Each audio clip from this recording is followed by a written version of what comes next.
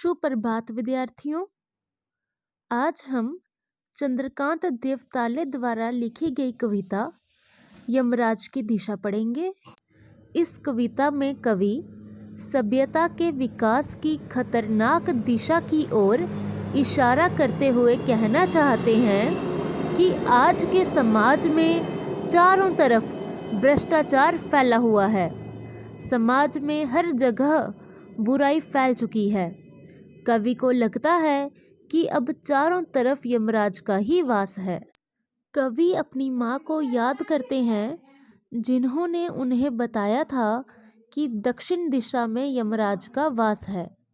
लेकिन अब कवि को लगता है कि हर जगह यमराज रहते हैं और इसी वजह से वो चैन की नींद नहीं सो पा रहे हैं। तो आइए बच्चों, अब कविता पढ़ना शुरू करते हैं। माँ की ईश्वर से मुलाकात हुई या नहीं, कहना मुश्किल है, पर वह जताती थी जैसे ईश्वर से उसकी बातचीत होती रहती है और उससे प्राप्त सलाहों के अनुसार जिंदगी जीने और दुख बर्दाश्त करने के रास्ते खोज लेती है। बच्चों, बचपन में हम सब अपनी माँ से बहुत कुछ सीखते हैं। इन पंक्तियों में कवि ने अपनी माँ के ऊपर उनका विश्वास और उनकी माँ का ईश्वर के ऊपर विश्वास को बड़ी ही सरलता से प्रकट किया है। ईश्वर यानी भगवान, जताती अर्थात प्रकट करती, बर्दाश्त करना अर्थात सहन करना। माँ की ईश्वर से मुलाकात हुई या नहीं, कहना मुश्किल है, पर वह जताती थी जैसे ईश्वर से उसकी बातचीत होती रहती है।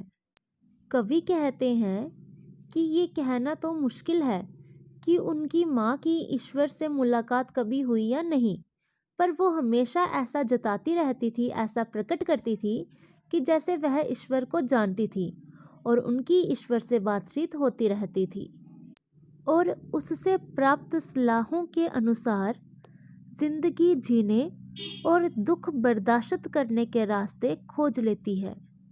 कवि कहते हैं कि उनकी माँ के जीवन में जो भी कष्ट आते थे, जो भी मुसीबतें आती थी, वो सब वे ईश्वर को बताती थी और ईश्वर से मिली सलाह के अनुसार उनकी माँ जिंदगी जीने और दुख सहन करने के रास्ते खोज लेती है और कवि को भी जिंदगी जीने के रास्ते बताती थी और समस्याओं का सामना करने की प्रेरणा देती थी।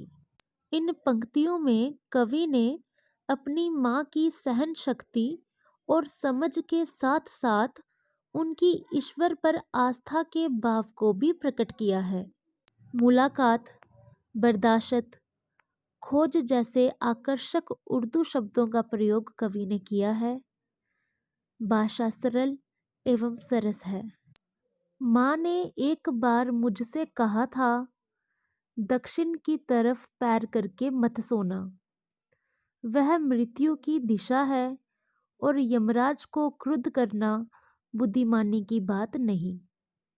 तब मैं छोटा था और मैंने यमराज के घर का पता पूछा था। उसने बताया था, तुम जहाँ भी हो वहाँ से हमेशा दक्षिण में। इन पंक्तियों में कवि ने अपनी माँ के विचारों को प्रकट किया है और यह माना है कि उनकी माँ यमराज को कभी भी क्रोधित करना नहीं चाहती थी। माँ ने एक बार मुझसे कहा था, दक्षिण की तरफ पैर करके मत सोना।